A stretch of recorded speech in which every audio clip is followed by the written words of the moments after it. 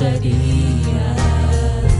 Disseste que a vida me abalaria. Disseste que no mundo eu teria aflições. Mas eu sei, quando o mundo cai ao meu redor, teus braços me seguram. Quando o mundo cai ao meu redor, essa esperança pra mim. Quando o mundo cai ao meu redor e as forças se vão, encontra abrigo em ti. Segura-me, segura em minhas mãos.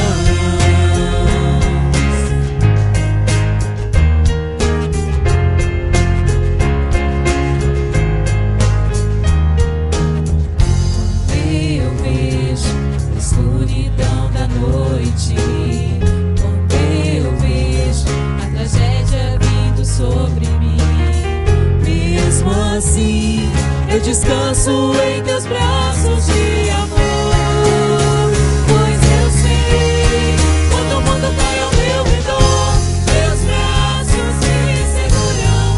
Quando o mundo cai ao meu redor, essa esperança pra mim. Quando o mundo cai ao meu redor e as forças se vão, encontro abrigo em ti. Segura-me, segura em minhas mãos. O choro dura uma noite, mas com o dia vem o sol. As tempestades virão, mas sobre a morte ele venceu. Ele venceu. Quando o mundo cai ao meu redor, teus braços me seguram. Quando o mundo cai ao meu redor, és a esperança pra mim. Quando o mundo cai ao meu redor e as forças se vão, encontra abrigo em ti. Segura-me. Quando o mundo cai ao meu redor, teus braços me seguram. Quando o mundo cai ao meu redor, essa esperança pra mim. Quando o mundo cai ao meu redor e as forças se vão, encontra abrigo em ti. Segura-me, segura em minhas mãos. Segura em minhas mãos. Segura em minhas mãos. Meus irmãos, nós saudamos a todos com a graça e a paz do nosso Senhor e Salvador Jesus Cristo. Estamos iniciando o nosso culto de celebração ao nome do nosso Deus. Sabemos que não temos a plenitude e todos os elementos de um culto como comunidade por não estarmos juntos, mas podemos aprender acerca da palavra do nosso Deus, interceder pelas famílias, mesmo à distância, nas plataformas digitais, pelo YouTube, e nós muito louvamos ao Senhor pela sua vida, que tem nos acompanhado, que tem tirado um tempo no seu lar para cultuar ao Senhor, para colocar a sua família diante do altar. Que Deus, na sua grandeza, sustente a sua casa, o seu trabalho, toda a sua família, para a honra e glória do nome do nosso Senhor. Hoje, nós, nesse momento de orarmos pelas famílias no altar, nos lembramos da família do nosso irmão Alício, a sua esposa Neia e a sua filha Maria Alice. É a família Fialho, que chegou na igreja há pouco tempo, mas tem desfrutado da comunhão dos irmãos, e nós muito louvamos ao Senhor pela vida dessa família. Que Deus continue sustentando, fortalecendo, dirigindo nos momentos de dificuldade, e que essa casa continue glorificando ao nome do Senhor nesses dias que nós estamos vivendo. Do lugar que você estiver, feche os seus olhos, vamos orar ao Senhor e vamos colocar diante dele as inquietudes do nosso coração. Deus bendito, nós louvamos ao Senhor. Agradecemos a Ti pela certeza que temos de que a Tua presença é real e suficiente na nossa vida. Ó Deus, em Cristo Jesus, colocamos diante do altar do Senhor a família do nosso irmão Alício. Ó Deus, muito Te louvamos pelo privilégio que temos de pastorear essa família. Obrigado, Senhor, por esse casamento. Obrigado porque o Senhor tem sustentado os Teus servos. Obrigado pela vida da Maria Alice. Obrigado porque o Senhor tem os guardado debaixo da Tua graça e da Tua boa mão. Ó Deus, assim como colocamos essa família diante do altar do Senhor, estendemos todas as famílias da nossa igreja para que o Senhor zele, guarde, fortaleça em nome de Jesus. De uma maneira especial, nos lembramos da vida do nosso irmão Osmar, que está residindo em Brasília. Ó Deus, em nome de Jesus, abençoe o tratamento que o nosso irmão está sendo submetido, guarde debaixo do Teu amor, sustente a vida da nossa irmã Solange, o Micael, o Caio. Ó Deus, e todas as famílias aqui da igreja que têm sofrido com o luto, ó Deus, nos lembramos da nossa irmã Maria José, da nossa irmã Dona Leia. Ó Deus, abençoe essas famílias que perderam seus entes queridos e restabeleça o consolo e a graça que procede do Senhor. Fique conosco, estenda sobre toda a igreja a proteção, a graça e a eterna misericórdia do Senhor, hoje e para todo sempre. Amém e amém. Nós louvaremos ao Senhor com um cântico espiritual nesse momento e que o Senhor possa falar ao seu coração através dele.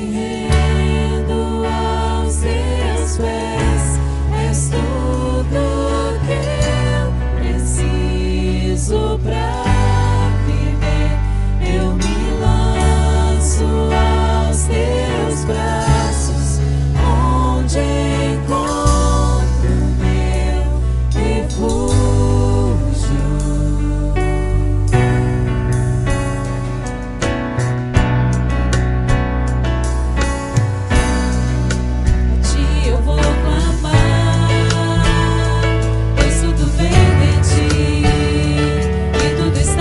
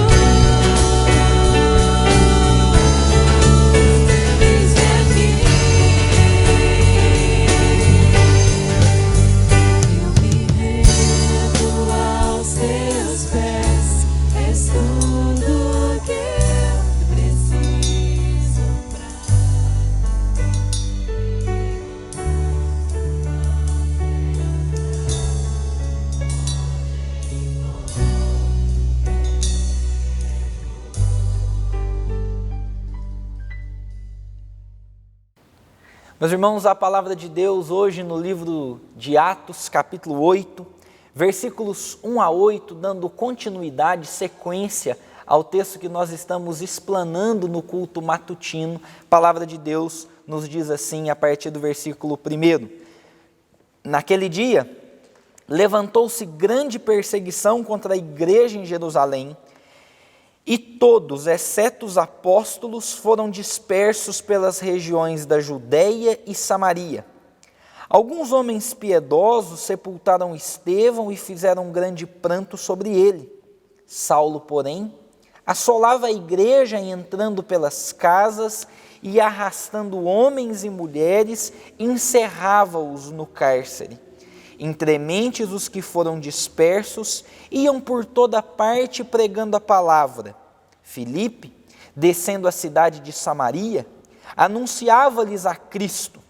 As multidões atendiam unânimes às coisas que Filipe dizia, ouvindo-as e vendo os sinais que ele operava, pois os espíritos imundos de muitos possessos saíam gritando em alta voz, e muitos paralíticos e coxos foram curados, e houve grande alegria naquela cidade.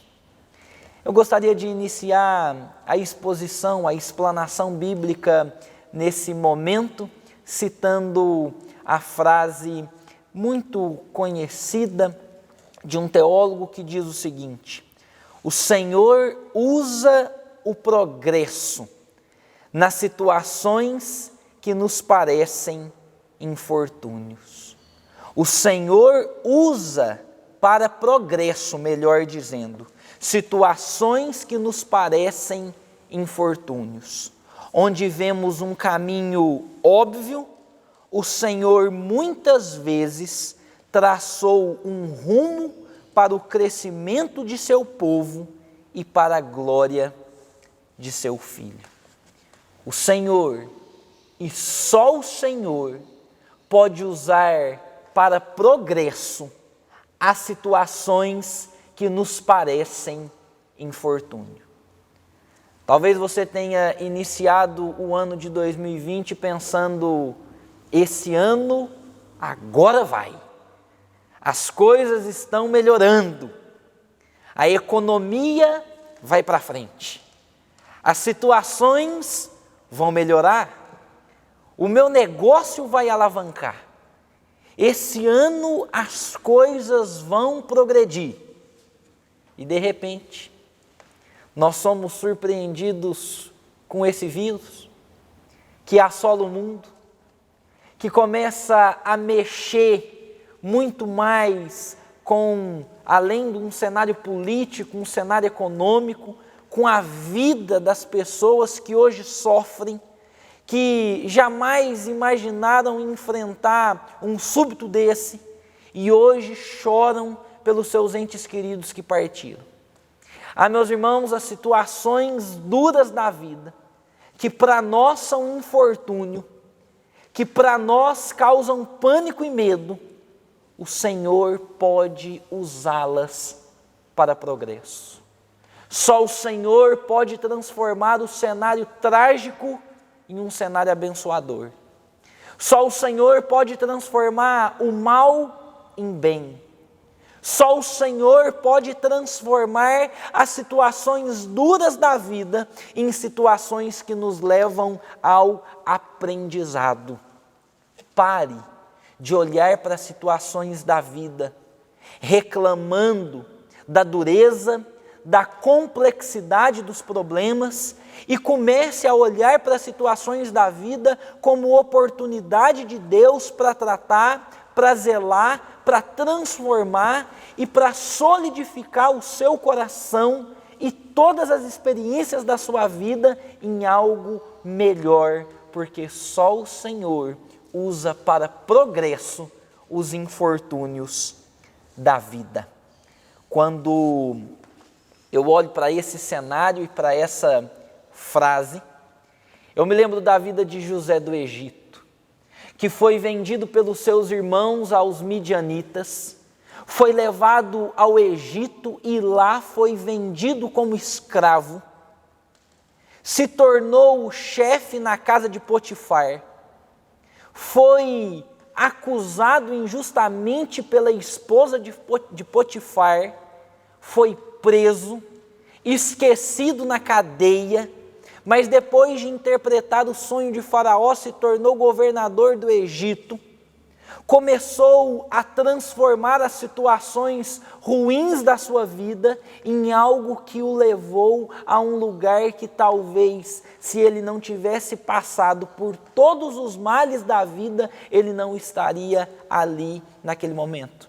E depois, naquele encontro épico com os seus irmãos, as últimas palavras de José, relatadas no livro de Gênesis, capítulo 50, versículo 20, ele diz o seguinte: vós, meus irmãos, na verdade, intentastes o mal contra mim, mas Deus tornou em bem, para fazer, como vedes agora, que se conserve muita gente em vida. José compreendeu que o Senhor usou os males da vida para transformá-los em bem. Também me lembro de Balaão, que estava preparado para levar a maldição para o povo de Deus, mas diz a palavra do Senhor que o próprio Deus converteu a maldição em bênção.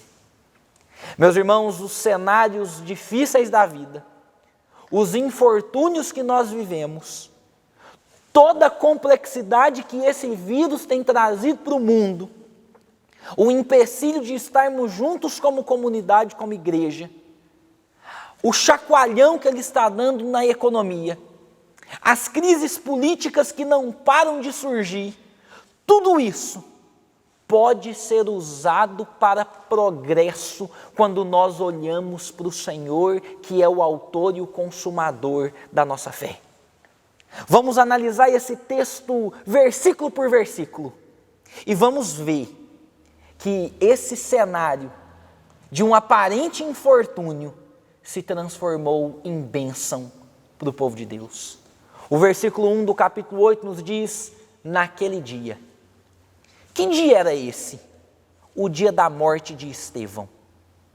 Aquele homem piedoso, que havia sido acusado injustamente, tinha acabado de ser apedrejado, estava morto, as suas vestes aos pés de um jovem chamado Saulo, e naquele dia, diz a palavra do Senhor, que levantou-se uma grande perseguição contra a igreja em Jerusalém. O cenário do infortúnio, o cenário da tragédia, o cenário do caos estava pintado. O povo mal tinha acabado de chorar a morte de Estevão e já se viam num estado de uma perseguição ferrenha e dura. Mas o texto continua dizendo: todos, exceto os apóstolos, foram dispersos pelas regiões da Judeia e Samaria. Aquele grupo de discípulos liderado pelos apóstolos foram agora dispersos para todos os cantos da terra, menos os apóstolos que continuaram em Jerusalém. Aparentemente isso é terrível.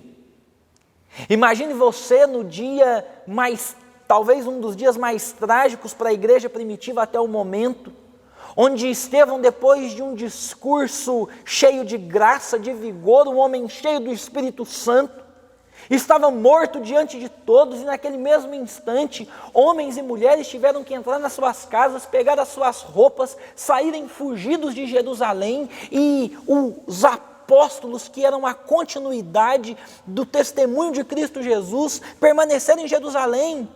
O que isso tem de bom e o que isso pode trazer de benefício para a igreja? Meus irmãos, a vontade do Senhor estava sendo cumprida aqui. Lembram-se de Atos capítulo 1, versículo 8, quando a palavra do Senhor nos diz que ao descer sobre os discípulos de Deus, os discípulos de Cristo, o Espírito Santo do Senhor, eles seriam testemunhas em Jerusalém, Judeia e Samaria até os confins da terra. Pois é, isso ainda não havia acontecido porque o povo estava preso em Jerusalém.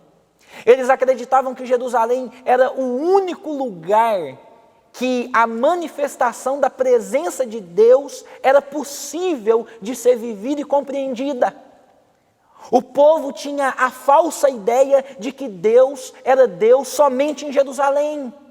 E por isso eles não saíam dali. E o evangelho estava sendo pregado somente ali. Mas Deus usou a maldição da perseguição para transformar em bênção o progresso do evangelho. A palavra do Senhor nos fala que esse povo então foi disperso. A vontade do Senhor estava se cumprindo.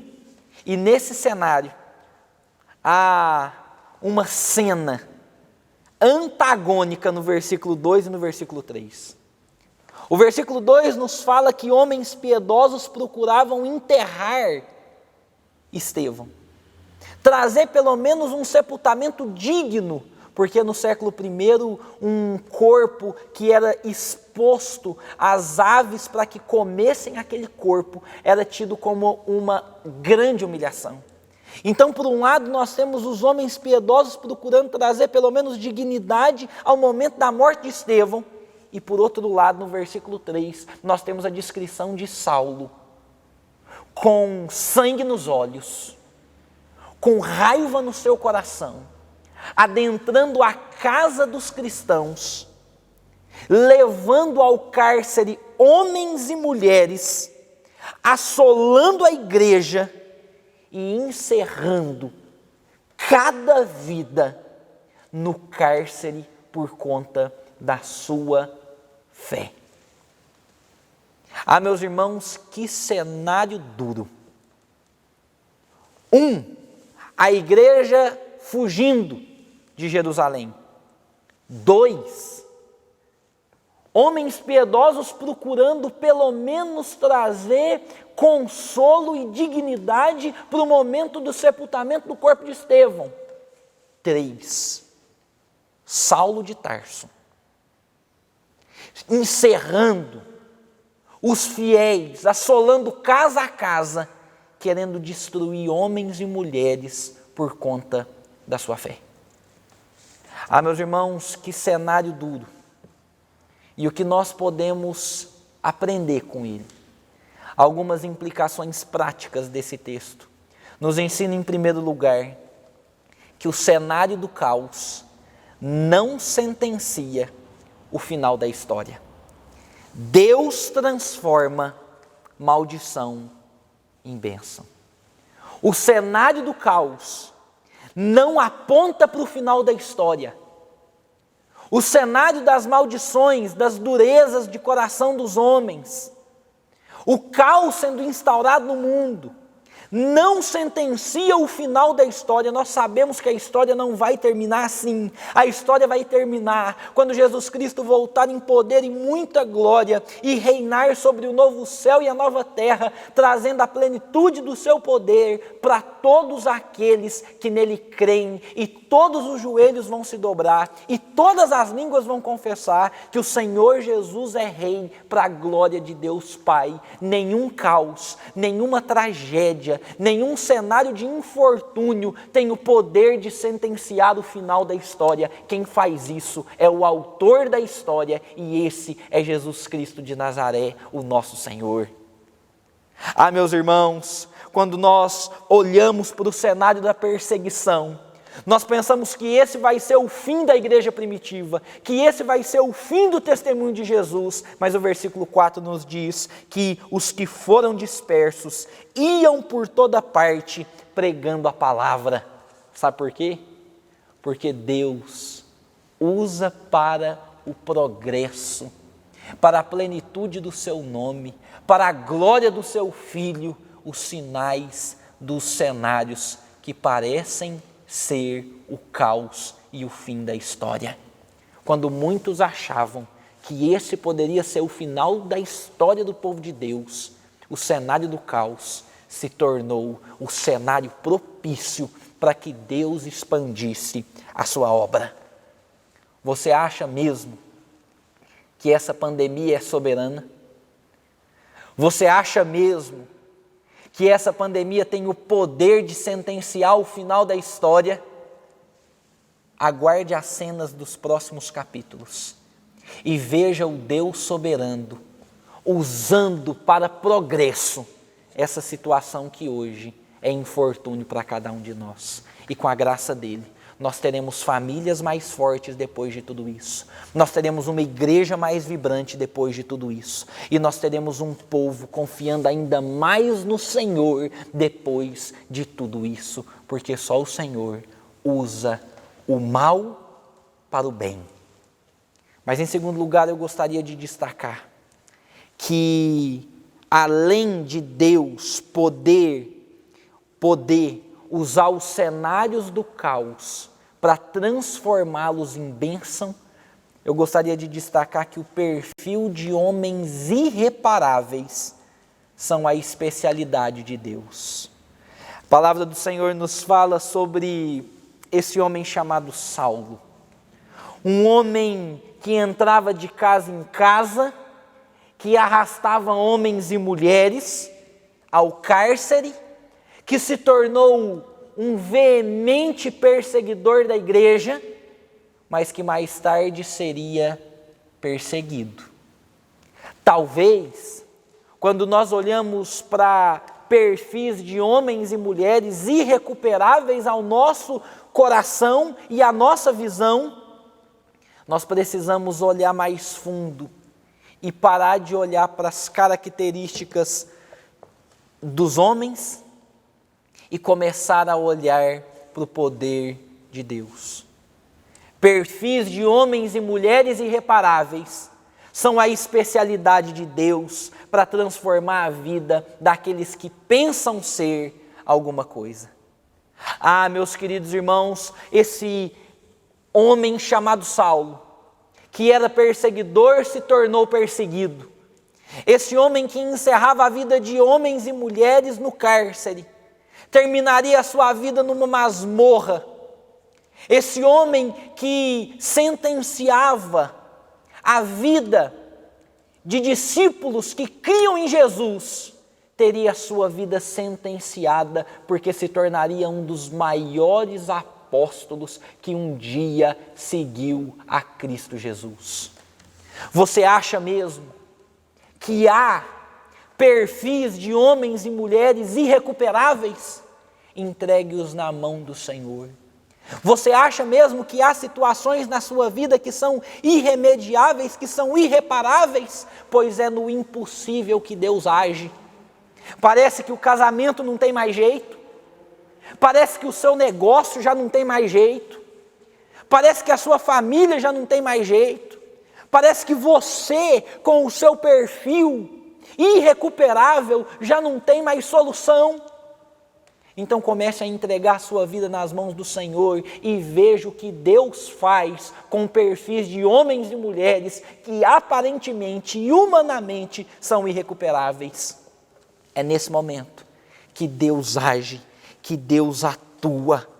Entregue a sua vida nas mãos do Senhor e veja o poder que Ele tem. Nós destacamos aqui que os cenários do caos não sentenciam o final da história. Destacamos aqui que os perfis irreparáveis não são, de maneira nenhuma, sem jeito para o Senhor. Pelo contrário, são a especialidade de Deus. Mas em último lugar, eu gostaria de destacar que além de Deus atuar no cenário do caos, além de Deus transformar perfis de homens e mulheres irrecuperáveis, Deus também pode mudar a reputação de uma cidade, porque a reputação de uma cidade não determina o seu desfecho. A palavra do Senhor nos fala sobre Filipe, no versículo 5. Filipe que desceu à cidade de Samaria e anunciava-lhes a Cristo. O povo então sai do centro de Jerusalém e vai para os 4 cantos da terra. Filipe chega em Samaria. Filipe que era diácono como Estevão. e que no meio daquela perseguição toda, chega a Samaria. Justo Samaria, um cenário detestado pelos judeus. A palavra do Senhor nos fala que quando Jesus quis passar por Samaria, os seus discípulos diziam para ele: ao invés da gente passar por aqui, por que a gente não dá a volta para a gente não pisar nesse solo maldito? Por que era um solo maldito? Porque desde o reinado do rei Onri, quando ele transformou Samaria na capital do reino do norte, e nós bem sabemos que o reino do norte, o reino de Israel, que possui 10 tribos, não tinha e não teve, melhor dizendo, nenhum rei que fez o que era reto perante o Senhor. No ano de 722 a.C., Samaria foi assolada pelos assírios, destruída. E logo depois da restauração de Jerusalém, logo depois que o povo voltou do exílio da Babilônia, essa cidade começou a ser detestada pelos judeus, porque em Samaria o povo começou a ter casamento misto. Havia uma dificuldade, uma diferença muito grande na raça daquele povo, na religião daquele povo e nos costumes daquele povo. Judeu que era judeu não pisava em Samaria, mas Jesus pisou em Samaria. Jesus transformou a vida daquela mulher assentada num poço e deu a ela a condição de louvar e adorar o nome do Senhor. Jesus contou a parábola do bom samaritano, dizendo que ele pode sim transformar os cenários mais difíceis da vida em bênção. Porque cidade nenhuma pela sua reputação, cidadão nenhum pela sua reputação, tem o seu desfecho encerrado sem que antes ele possa ter um encontro pleno com Cristo Jesus. A cidade de Samaria seria transformada não e nunca pela ideologia política de algum partido. Jamais pela proposta igualitária das classes. Jamais pelo progresso capitalista. Jamais pelos ideais liberais econômicos. Uma cidade só pode ser transformada, uma vida só pode ser transformada quando o Evangelho do Senhor Jesus penetra o coração daquela cidade, daqueles habitantes, e através do poder do Evangelho as vidas são transformadas. É isso que nos diz o versículo 6. Filipe anunciava a Cristo e as multidões atendiam unânimes às coisas que Filipe dizia, ouvindo-as e vendo os sinais que ele operava. Os espíritos imundos e muitos possessos saíam gritando em alta voz. Muitos paralíticos e coxos eram curados e houve naquela cidade grande alegria, porque a reputação de uma cidade não determina o seu desfecho. Quando nós cremos no poder do Evangelho, nós temos um cenário de caos que pode ser transformado em bênção. Nós temos a vida de homens e mulheres que antes eram irrecuperáveis, agora sendo transformadas pelo poder do Evangelho. E esse poder do Evangelho não fica somente na vida das pessoas, mas estende-se por toda a cidade, independentemente da reputação da cidade. Só o Evangelho pode transformar o desfecho da mesma. Meus irmãos, nós cremos no poder transformador do Evangelho.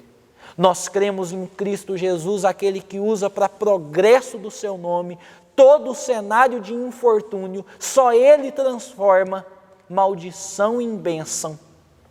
Confie no Senhor e tenha certeza que Ele pode usar a sua vida, Ele pode usar a vida da sua família, Ele pode usar as necessidades do seu coração que hoje parece ser latentes e irrecuperáveis para transformar vidas, cidades, a nação e o mundo.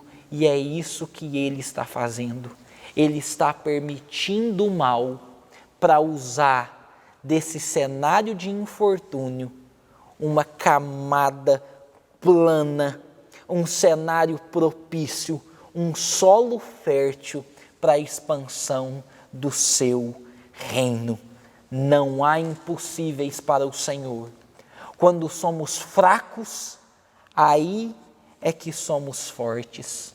Só Cristo Jesus faz o que nenhum outro pode fazer. Ele é o sustentador, o Senhor e o transformador da história. Ele pode transformar o cenário do caos em bênção. Ele pode transformar homens e mulheres irrecuperáveis em crentes fiéis. E Ele pode transformar a reputação de uma cidade perdida numa cidade que espera a plenitude da sua manifestação.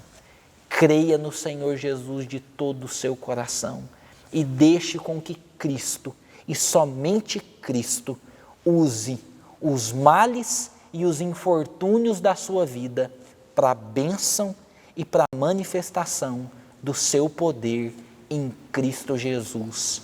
Amém e amém. Deus bendito, nós cremos que só o Senhor pode usar para progresso todo e qualquer infortúnio da nossa vida. Senhor, nós olhamos para o cenário que nós estamos vivendo e enxergamos nele o caos político, econômico, mas acima de tudo o caos que tem assolado a vida de muitas famílias no mundo. Mas nós cremos, ó Pai, que o Senhor pode usar desse cenário trágico para manifestar o seu poder e que nós tenhamos a fé de José, a ponto de dizer que o Senhor usou e o Senhor continuará usando os males da vida para transformá-los em bem na nossa história. Nos ajude, Senhor, a confiar unicamente no Senhor, a entregar os cenários irreparáveis e irremediáveis nas Tuas mãos, pois sabemos que esse não é o final da história. Só o Senhor é quem pode transformar os desfechos trágicos num cenário de bênção. Entregamos a nossa vida, a nossa cidade, a nossa família, o nosso mundo nas Tuas mãos e queremos que o Senhor haja através da manifestação do Teu poder e segundo a Tua santa e perfeita vontade em Cristo Jesus. Amém e amém. Agora, irmãos, que a graça do Senhor Jesus Cristo, que o amor de Deus, o nosso Pai, que a comunhão e a consolação do Espírito Santo estejam convosco e que a ação transformadora da Trindade, aquela que pode transformar o caos em bênção, esteja sobre a sua vida, transformando cada infortúnio em progresso para a honra e glória do nome de Cristo Jesus, hoje e para todo sempre. Amém e amém. Graças a Deus.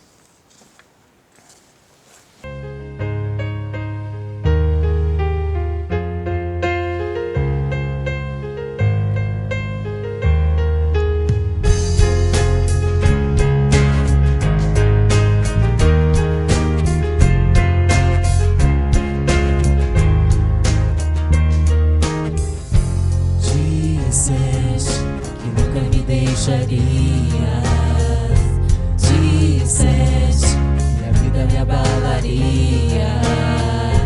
Disseste que no mundo eu teria aflições. Mas eu sei, quando o mundo cai ao meu redor, teus braços me seguram. Quando o mundo cai ao meu redor, és a esperança pra mim. Quando o mundo cai ao meu redor, as forças se vão, encontro abrigo em ti. Segura-me, segura em minhas mãos.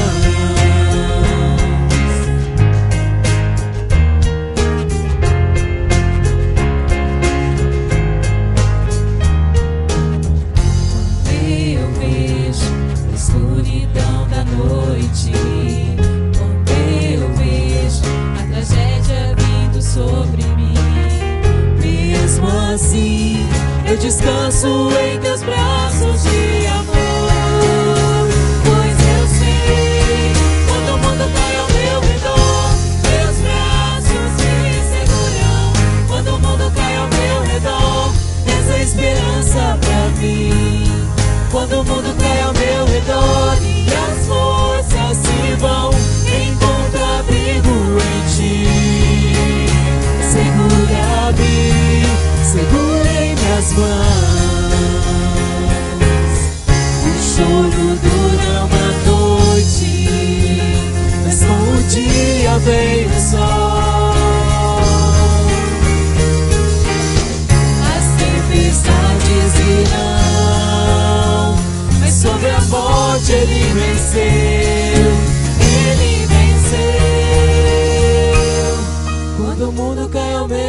redor, teus braços me seguram.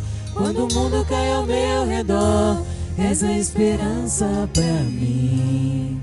Quando o mundo cai ao meu redor e as forças se vão, encontro abrigo em ti. Segura-me quando o mundo cai